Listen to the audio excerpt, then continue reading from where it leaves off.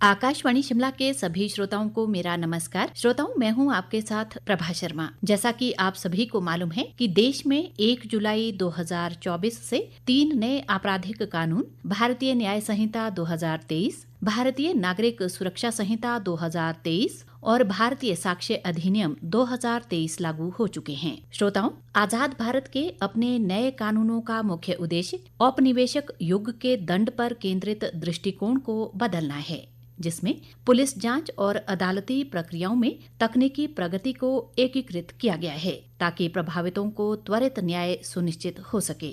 यानी हम कह सकते हैं कि 3 नए आपराधिक कानून भारत की स्वदेशी न्याय प्रणाली के दशकों पुराने सपने को साकार करेंगे और ये नई न्याय प्रणाली सभी को पारदर्शी और त्वरित न्याय देने के लिए अत्याधुनिक तकनीकों से सशक्त होगी। भारत के इतिहास में पहली बार हमारे कानून आतंकवाद, संगठित अपराधों और आर्थिक अपराधों को स्पष्टता से परिभाषित करते हैं। श्रोताओं, आज हम आपके साथ इन्हीं 3 नए आपराधिक कानूनों में किए गए आवश्यक बदलावों और न्यायिक व्यवस्था में इनके महत्व के बारे में चर्चा करेंगे। चर्चा के लिए हमारे साथ आकाशवाणी स्टूडियो में विषय विशेषज्ञ के रूप में मौजूद हैं राष्ट्रीय विधि विश्वविद्यालय शिमला के प्रोफेसर गिरजेश शुक्ला जी।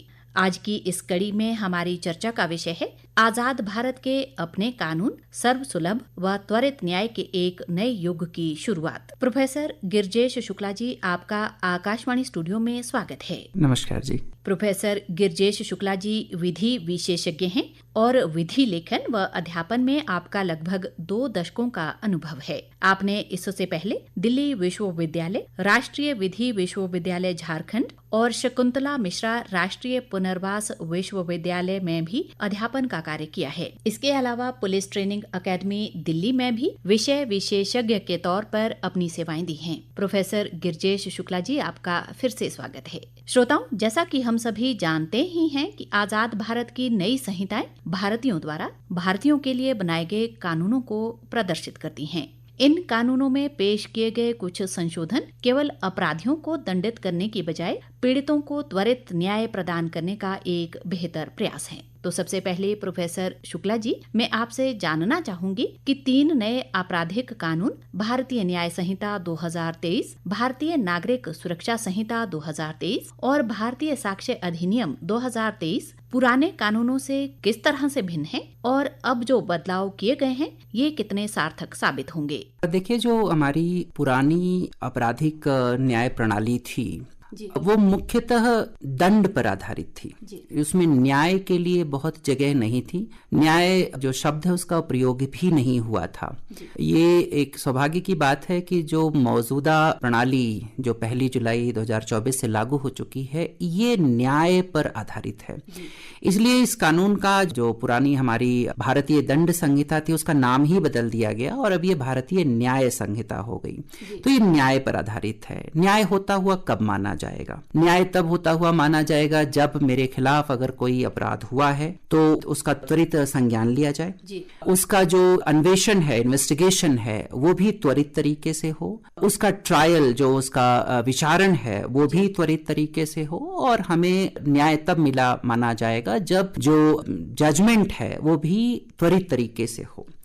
त्वरित भी ना हो बल्कि प्रभावी भी हो। तो सबसे बड़ा बदलाव जो इन तीनों कानूनों से होने जा रहा है या यूं कह लीजिए कि हो चुका है वो ये कि अब सब कुछ जो कोई वाद है उसके रजिस्ट्रेशन से लेकर के उसके इन्वेस्टिगेशन से लेकर के उसका ट्रायल सबकी टाइमलाइन है। एक बड़ा बदलाव है। दूसरा सबसे बड़ा बदलाव ये हुआ है कि पहले सिर्फ जो मानव आधारित इन्वेस्टिगेशन था, अन्वेषण था, वो चलता था। अब उसमें टेक्नोलॉजी का उपयोग बहुत किया गया है। तो अब जो फॉरेंसिक टीम होगी वो 7 साल से ऊपर तक के अपराधी, जो 7 साल से ऊपर की जो पनिशमेंट वाले अपराध हैं, सजा वाले अपराध हैं, उनमें फोरेंसिक जो है वो मैंडेटरी हो गया है, वो बाध्यकारी है। अब पुलिस विभाग को उनकी मदद लेकर के ही सारा काम करना है। दूसरा, टेक्नोलॉजी का और उपयोग किया गया कि जो इन्वेस्टिगेशन के टाइम पे अगर आपको सर्च करना है, सीजर करना है, जब्ती वगैरह की प्रक्रिया है, ये सब कुछ है, अब इसका वीडियोग्राफी करना आवश्यक हो गया है। तो इससे क्या होगा कि इस त्वरित प्रणाली में ठीक तरीके से न्याय हो पाएगा। कुल मिला के कहें तो हमारा जो पुराना सिस्टम था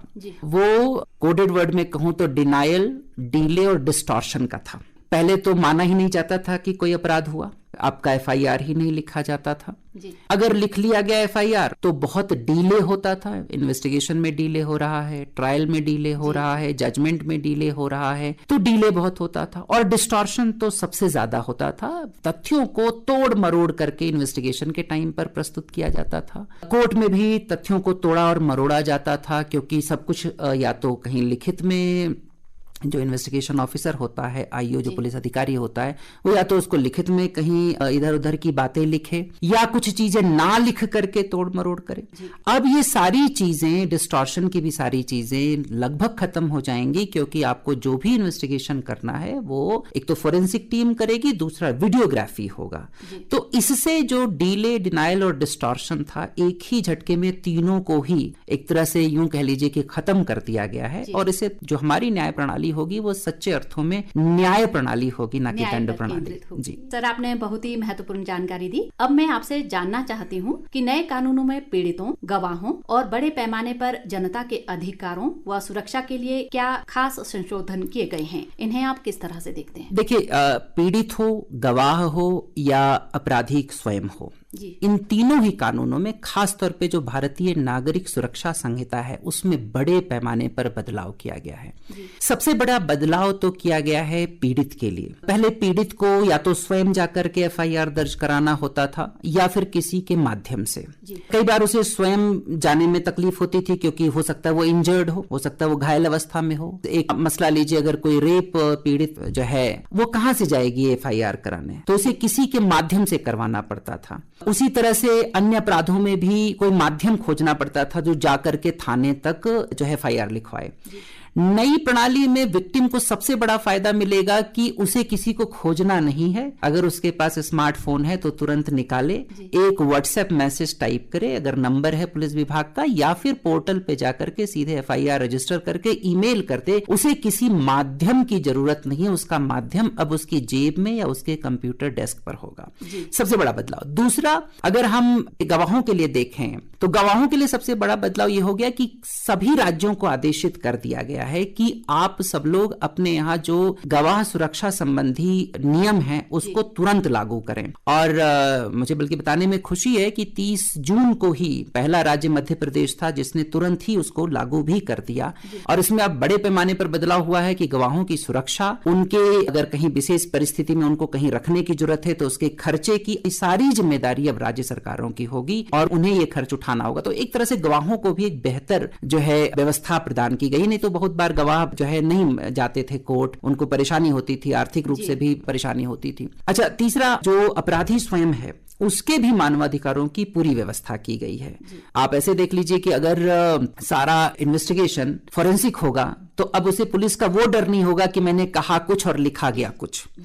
वो कोर्ट के दौरान कई बार ये साबित करने की जरूरत नहीं होगी कि जनाब ये मैंने नहीं कहा था, मैंने तो कुछ और कहा था, वहां ये वस्तु नहीं बल्कि कोई और वस्तु मिली थी। सब कुछ वीडियो रिकॉर्डेड है, तो आपके भी अधिकारों की पूरी सुरक्षा होगी। तो गवाह हो, अपराधी स्वयं हो अथवा जो पीड़ित है, सबके लिए मुझे लगता है बहुत अच्छी व्यवस्था की गई है नए कानूनों में। जी प्रोफेसर गिरिजेश शुक्ला जी, अक्सर हम ये देखते हैं कि न्यायिक प्रक्रिया में देरी का एक व्यक्ति के जीवन पर गहरा प्रभाव पड़ता है। जैसे व्यक्ति मानसिक तनाव में रहता है और उसकी वित्तीय स्थिति भी प्रभावित होती है और कई बार व्यक्ति की आजीविका पर भी व्यवधान देखने को मिलता है। नए कानूनों में आरोपी द्वारा अदालती कार्यवाही में टाल मटोल की रणनीति की घटनाओं को कम करने के लिए समय सीमा निर्धारित की गई है। अब मैं आपसे जानना चाहूंगी कि इस तरह के संशोधन त्वरित व प्रभावी न्याय सुनिश्चित करने में कितने मददगार साबित हो सकते हैं? देखिए, जो डीले है, देरी, ये एक बहुत बड़ा कारण है इन नए कानूनों को लाने। हमारे देश में कई जो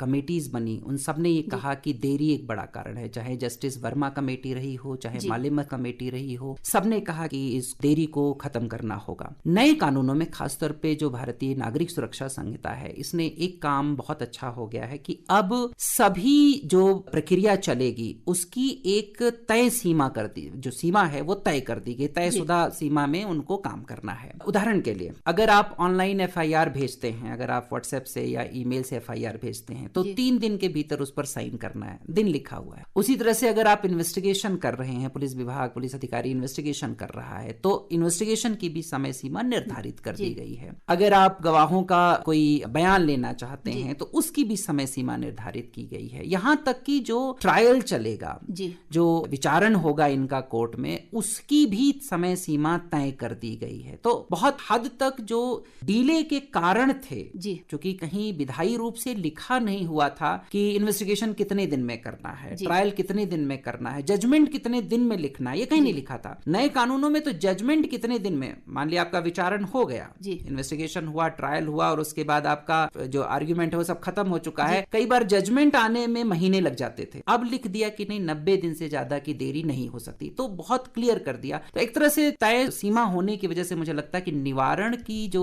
प्रक्रिया है, जो हमारी भारतीय नागरिक सुरक्षा संहिता में जो डीले की जो एक व्यवस्था थी वो खत्म कर दी गई, वो काफी हद तक खत्म कर दी गई। तो क्या इस मामले में अब पुलिस और कोर्ट के अलावा किसी अन्य संस्था को भी जिम्मेदार बनाने की कोशिश की गई है? बिल्कुल, ये बड़ा बदलाव आया है। मुझे लगता है अगर धारा 20 को, जो भारतीय नागरिक सुरक्षा संहिता की धारा 20 है, उसको ध्यान से पढ़ें तो पहली बार अभियोजन अधिकारी को, जो डायरेक्टोरेट ऑफ प्रोसिक्यूशन है और डिप्टी डायरेक्टर ऑफ प्रोसिक्यूशन जिला स्तर पर है, उसको सीधी जिम्मेदारी दी गई है कि सभी जो न्यायिक प्रक्रिया हैं उनको एक्सपेडाइट करे, उनको मॉनिटर करे कि वो एक्सपेडाइट तरीके से चल रही कि नहीं चल रही हैं, और जहां कहीं भी किसी भी प्रकार के अधिकारों का या कर्तव्यों का कोई भी हनन कर रहा है या दुरुपयोग कर रहा है तो ऐसे में कार्रवाई के लिए संस्तुति दें या जो भी जरूरी आवश्यक कदम है वो उठाएं। तो ये पहली बार है कि पुलिस और न्यायालय के अलावा न्याय प्रक्रिया में शुरू से लेकर के अंत तक, शुरुआत से लेकर के एफआईआर रजिस्ट्रेशन के बाद से लेकर के जजमेंट तक, अब अभियोजन अधिकारी की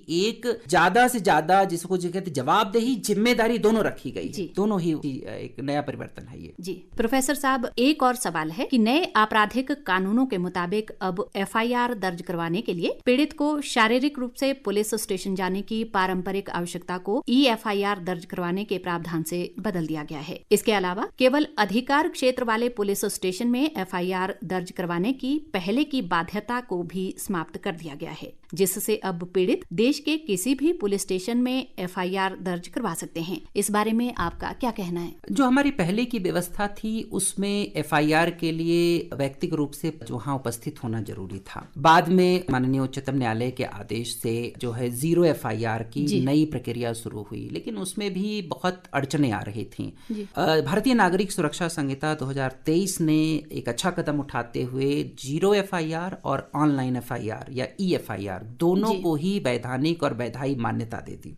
अब वो स्टैचूट में, अब वो जो भारतीय नागरिक सुरक्षा संहिता है सेक्शन धारा 173, उसमें साफ तौर पे लिखा गया है। इसे क्या होगा कि एक तो स्वयं के रूप में उपस्थित होने की जरूरत नहीं है, दूसरे की एफआईआर में जो पहले डीले होता था, कई बार अपराध होने के बाद व्यक्ति को लगता था कि एफआईआर करें ना करें, जाएंगे पता नहीं लिखा जाएगा कि नहीं लिखा जाएगा, खासतौर पे महिलाओं के जो खिलाफ अपराध होते थे उसमें। तो ऐसे में पीड़िता को या पीड़ित को अब ये ज्यादा इस पर विचार विमर्श करने की जरूरत नहीं है। अगर उनके खिलाफ अपराध हुआ है तो वो तुरंत ईमेल के थ्रू, ऑनलाइन पोर्टल के थ्रू, व्हाट्सएप के थ्रू तुरंत ही एफआईआर कर सकते हैं। अच्छा, 0 एफआईआर का फायदा ये होगा कि ये पुलिस की जिम्मेदारी होगी कि वो क्षेत्राधिकार तय करे। मुझे आम नागरिक के रूप में मुझे क्या पता कि मेरे खिलाफ अपराध कोई हो गया तो इसका क्षेत्राधिकार किसे है। मैं श्रोताओं को एक बात बताना चाहता हूं कि उम्मीद कीजिए कि आप किसी दूसरे जिले में हैं, किसी पारिवारिक रिश्ते में या कहीं और गए हैं और वहां आपके खिलाफ कोई अपराध हो जाता है, तो आप पहले अपनी सूचना निकटतम पुलिस स्टेशन को देंगे या क्षेत्राधिकार पर रिसर्च करेंगे? पहले तो आप सूचना देंगे। तो इस चीज को एक वैधानिक रूप दे दिया गया कि नहीं, आप जहां हैं वहीं तुरंत एक 0 एफआईआर करिए और ये पुलिस विभाग तय करेगा कि क्षेत्राधिकार उसका है या किसी और का। जिसका भी क्षेत्राधिकार होगा उसको पुलिस विभाग वो एफआईआर दे देगा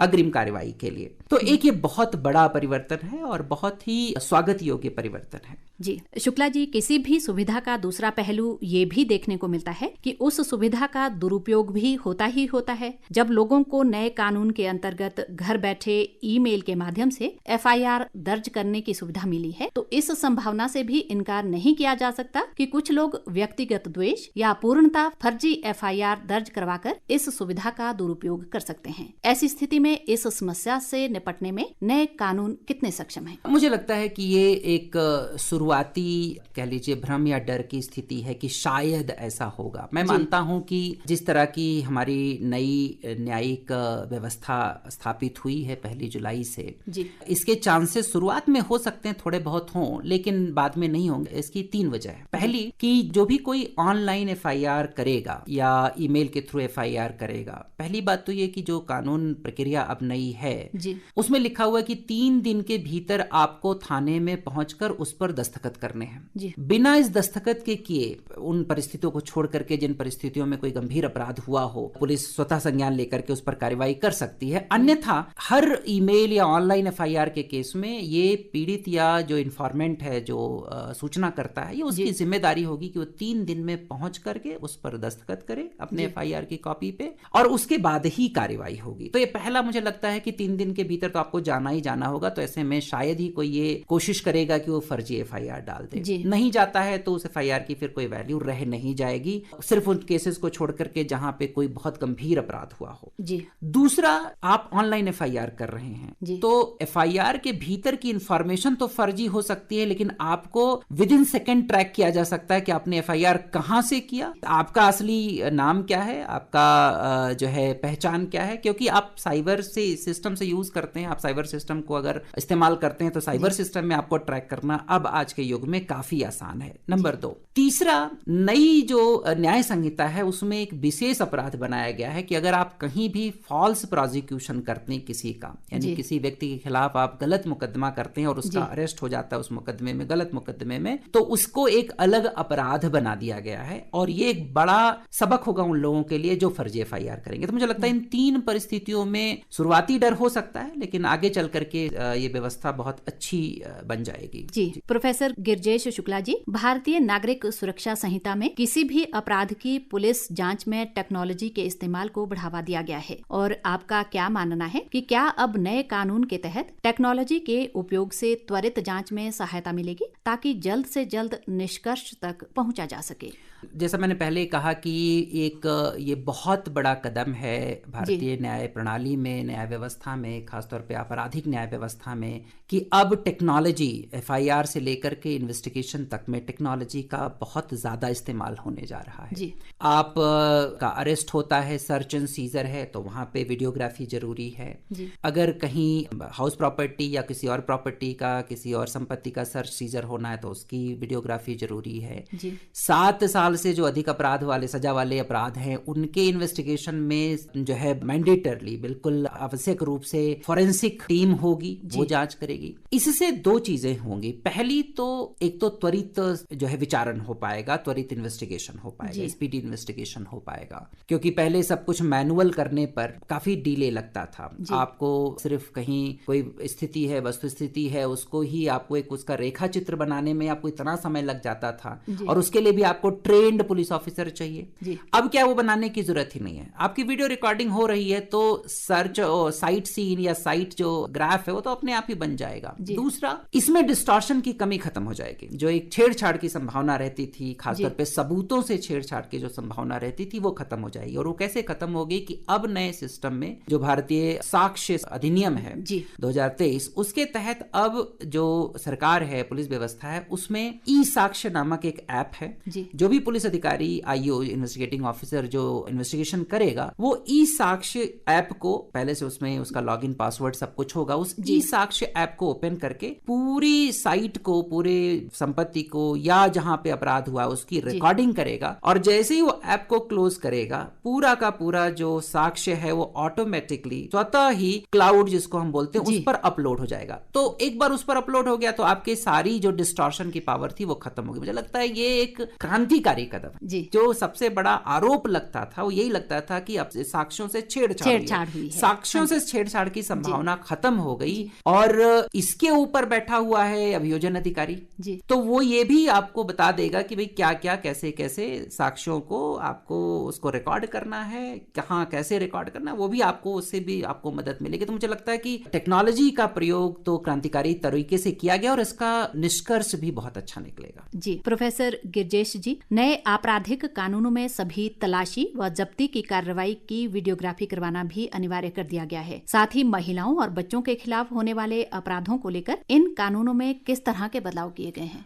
महिलाओं से संबंधित पहली बात की जो रिकॉर्डिंग होनी है, अब उनका जो बयान लिया जाना है, एक तो वीडियोग्राफी भी संभव है और दूसरा कि महिला पुलिस अधिकारी अथवा महिला अधिकारी, एक बहुत बड़ा चेंज किया। पहले के जो कानून थे उसमें सिर्फ महिला पुलिस अधिकारी लिखा था। कई बार क्या होता था कि कोई महिला है, अचानक से आप उसका बयान लेना है। अब महिला पुलिस अधिकारी उपलब्ध नहीं है। आप किसी भी राज्य के थानों का अगर आप एक सर्वे करें तो आपको मिलेगा कि कम से कम 90% थाने ऐसे हैं जहां महिला पुलिस अधिकारी आज भी नहीं है।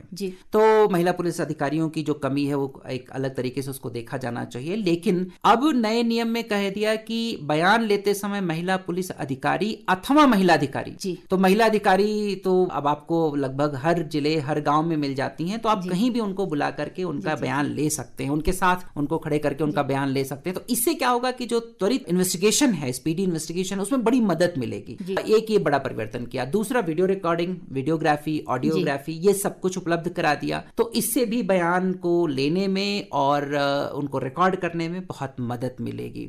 तीसरा एक बड़ा महिलाओं और बच्चों से संबंधित नियमों में किया है कि महिलाओं और बच्चों से संबंधित नियमों में जो बेल की प्रक्रिया है, खासतौर पे जो गैंग रेप है या रेप है, उनमें बेल की प्रक्रिया को काफी कड़ा कर दिया है और उसमें यह कह दिया है कि ऐसे अपराधियों को एंटीसिपेटरी बेल, जो अरेस्ट से पहले ही जो बेल मिल जाती थी, एंटीसिपेटरी बेल, वो अब नहीं मिल पाएगी। तो ये भी एक नया परिवर्तन आया है। जी, आपने जैसे अभी भी बताया, तो इसी से जुड़ा एक सवाल है कि नए आपराधिक कानूनों के अंतर्गत न्यायिक प्रक्रिया में पुलिस सहित सभी हितधारकों की पारदर्शिता और जवाबदेही तय की गई है और नए कानूनों में गिरफ्तार व्यक्ति की जानकारी को सार्वजनिक किया जाना भी अनिवार्य किया गया है। पुलिस अब जिस भी अपराधी को थाने में ले जाकर हिरासत में रखेगी या गिरफ्तार करेगी, उसकी जानकारी हर थाने में एक ई रजिस्टर और कागजी रजिस्टर में दर्ज करवाना भी आवश्यक है। इस बारे में आप हमारे श्रोताओं के साथ विस्तार से जानकारी साझा करें। देखिए, जो गिरफ्तारी का मामला है वो बहुत ही गंभीर मामला रहा है शुरू से ही, क्योंकि गिरफ्तारी जो है वो व्यक्ति की जो स्वतंत्रता है उसको तुरंत ही सीमित कर देती है, या यूं कह ले कि खत्म कर देती है उस स्वतंत्रता को। तो इससे संबंधित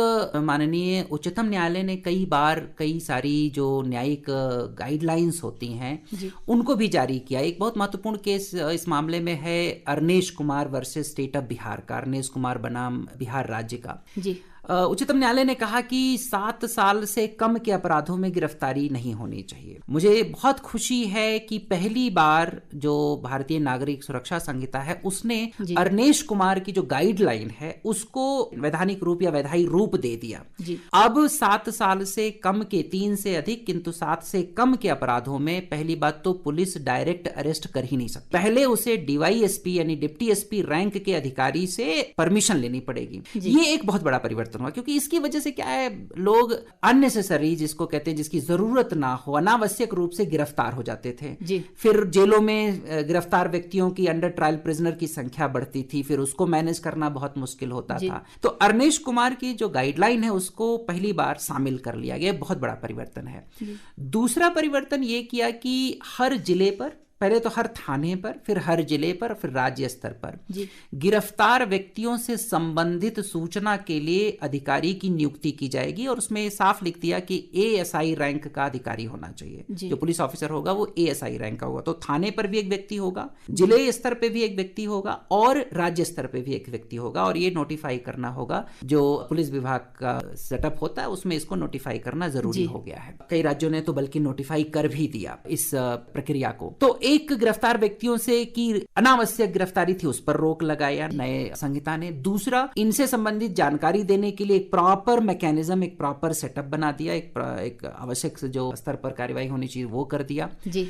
और तीसरा और बहुत आवश्यक कि ऐसे गिरफ्तार व्यक्तियों का जो सर्च सीजर होगा उसकी भी वीडियो रिकॉर्डिंग, उसकी भी वीडियोग्राफी कंपलसरी कर दी। तो ये एक नया अंतर लेके आया ये नया अपनी जो संहिता है 2023 की। जी प्रोफेसर शुक्ला जी, देश में अब जब नए कानून लागू हो चुके हैं, अब मैं अंत में आपसे ये जानना चाहूंगी कि मानवाधिकार की सुरक्षा को इन नए कानूनों में किस तरह का प्रावधान रखा गया है और आप इसे किस तरह से देखते हैं? देखिए, मानवाधिकार पीड़ित का भी होता है जी, अपराधी का भी होता है, और जिस तरह से गवाहों के साथ अनावश्यक रूप से उनको बुलाना, कई बार परेशान करना होता था, उनके भी मानवाधिकार होते हैं। नए कानूनों ने इन तीनों के मानवाधिकारों को बहुत अच्छे तरीके से जो है देखा है और बहुत अच्छे तरीके से उनको सुरक्षित करने का काम किया है। मैं उदाहरण के तौर पे कहूँ, पीड़ित का मानवाधिकार। पीड़ित का मानवाधिकार क्या होता है कि उसके खिलाफ कुछ अपराध हुए हैं तो उसका संज्ञान लिया जाए, त्वरित निवारण किया जाए और न्याय किया जाए। जिस तरह से एफआईआर की व्यवस्था की गई, जिस तरह से टेक्नोलॉजी का इस्तेमाल किया गया इन्वेस्टिगेशन में, और जिस तरह से तय समय सीमा में सभी कार्यों को किया जाना है, मुझे लगता है सबसे ज्यादा अगर किसी के मानवाधिकार का इस पर प्रभाव पड़ेगा या उनका सुरक्षा होगी वो है पीड़ित। दूसरे नंबर पे आता है अपराधी। अपराधी के भी मानवाधिकारों को मैंने अभी थोड़ी देर पहले बात कही कि बहुत अच्छे तरीके से देखा गया। अब आप समझिए कि अगर एक अपराधी है और उसका इन्वेस्टिगेशन डिस्टॉर्टेड तरीके से चलता है, उसमें छेड़छाड़ होती है, तो उसके मानवाधिकार का उल्लंघन हुआ। नए इस कानून में चूंकि सब जगह वीडियोग्राफी होनी है, फोरेंसिक्स होना है, साइंस और विज्ञान का प्रयोग किया गया, टेक्नोलॉजी का प्रयोग किया गया है, तो उसके भी मानवाधिकार के उल्लंघन के जो मामले बनते थे वो भी अब काफी हद तक खत्म हो जाएंगे। गवाहों से संबंधित पहले भी मैंने कहा कि अब नया जो विटनेस प्रोटेक्शन स्कीम है, जो गवाहों की सुरक्षा से संबंधित नई स्कीम आई है, उसके आने से उनके भी मानवाधिकारों की रक्षा होगी। तो मुझे लगता है कि ये कानून मानवाधिकार की कसौटी पर बिल्कुल खरे उतरे हैं। ये बात तो समय के गर्भ में है कि आगे हमें कैसा रिजल्ट मिलता है, लेकिन हम मान के चलते हैं कि मानवाधिकारों का इससे बेहतर संरक्षण पॉसिबल नहीं था, इससे बेहतर संरक्षण संभव नहीं था। जी श्रोताओं, नए आपराधिक कानूनों को पारदर्शी, आधुनिक और तकनीकी तौर पर कुशल ढांचे में ढाला गया है ताकि ये भारत की आपराधिक न्याय व्यवस्था को कमजोर करने वाली मौजूदा चुनौतियों से निपटने में सक्षम हो। प्रधानमंत्री नरेंद्र मोदी ने भी कहा है कि नए कानूनों के पीछे मूल भावना नागरिक पहले, सम्मान पहले व न्याय पहले है। नए आपराधिक कानूनों में त्वरित न्याय के लिए डिजिटलीकरण पर जोर दिया गया है। आजाद भारत के इन नए कानूनों में तकनीक को आधार बनाया गया है, जिससे ये दुनिया में सबसे आधुनिक आपराधिक कानून माने जा रहे हैं। श्रोताओं, मैं आशा करती हूँ कि आजाद भारत के अपने कानून सर्व सुलभ व त्वरित न्याय के एक नए युग की शुरुआत विषय पर आधारित इस चर्चा से आपको अवश्य ही महत्वपूर्ण जानकारी मिली होगी। हमारे साथ जानकारी साझा कर रहे थे राष्ट्रीय विधि विश्वविद्यालय शिमला के प्रोफेसर गिरजेश शुक्ला जी। इस कार्यक्रम की परिकल्पना की थी आकाशवाणी शिमला में प्रादेशिक समाचार एकांश के सहायक निदेशक समाचार रितेश कपूर जी ने। अब मैं प्रभा शर्मा आपसे अनुमति चाहती हूँ। नमस्कार।